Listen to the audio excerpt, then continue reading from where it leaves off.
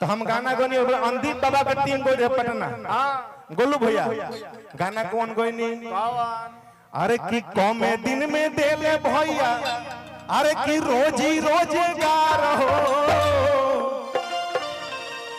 कि मांगता बिहार फिर तेजस्वी सरकार हो। अरे कि युवा नौजवान के अरे होखे से बचैले बेरोजगार हो कि मांगता बिहार फिर तेजस्वी सरकार हो। एकदम पीस लहल है कि कौमे दिन में देले भैया रोजी रोजगार हो, भैया रोजी रोजगार हो, कौमे दिन में देले भैया रोजी रोजगार हो, भैया रोजी रोजगार हो। तो मांगता बिहार यार जोजी सरकार, मांगता बिहार यार जेडी सरकार हो, मांगता बिहार यार जेडी सरकार हो। युवा नौजवान के उदेले रोजगार हो, रोजगार के उदेले रोजगार हो। और रितेश रोशन कहाँ है? राइटर बबुआ और हमारे देखे गार्जियन से बहुत अच्छा। हमारे बिहार के शेर बड़े भैया तेजस्वी यादव जी थे नाम तो गार्जियन के बहुत आशीर्वाद। गोल लगते और कोई झूठा गीत हम नहीं गावत। जवन 17 साल में ना भई उ 17 महीना में भई।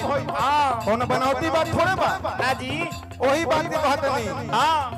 युवा नौजवान के दिल रोजगार हो, युवा नौजवान के दिल रोजगार हो, युवा नौजवान के दिल रोजगार हो, युवा नौजवान के दिल रोजगार हो। राजा यादव युवा प्रखंड अध्यक्ष जगदीशपुर भाई की तरफ से बहुत आशीर्वाद।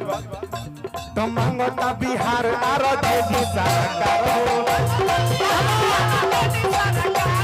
मांगता बिहार आरजेडी सरकार हो।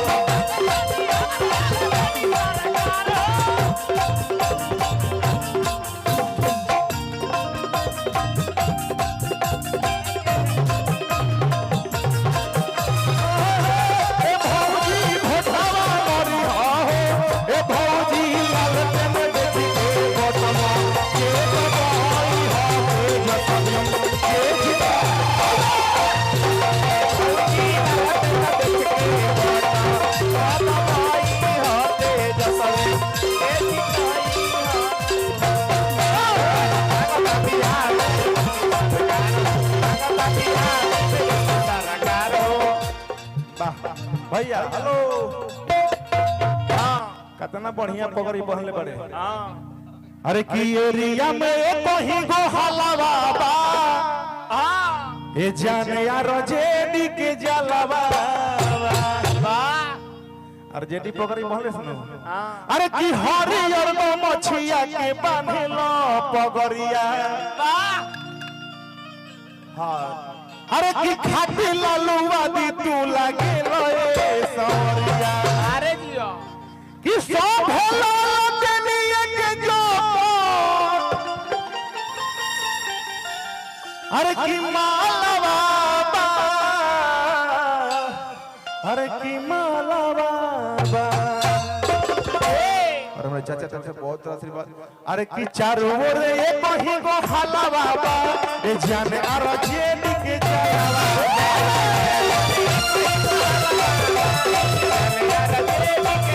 चारों ओर ये कहीं को हलवा बा ए जाने आरजेडी के जलवा कहीं को हलवा बा ए जाने आरजेडी के जलवा। हरियर को मछिया के बांधेला पगड़िया, हरियर को मछिया के बांधेला पगड़िया, हाथी लालूवा दी तू लागे लोए संवरिया।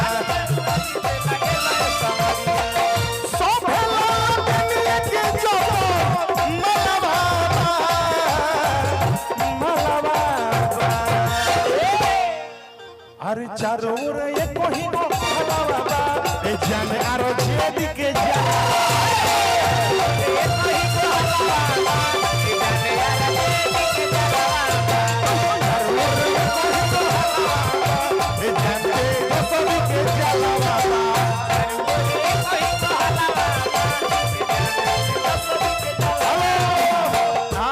लेकिन आई एक आध गो मंच के गीत हो जाए।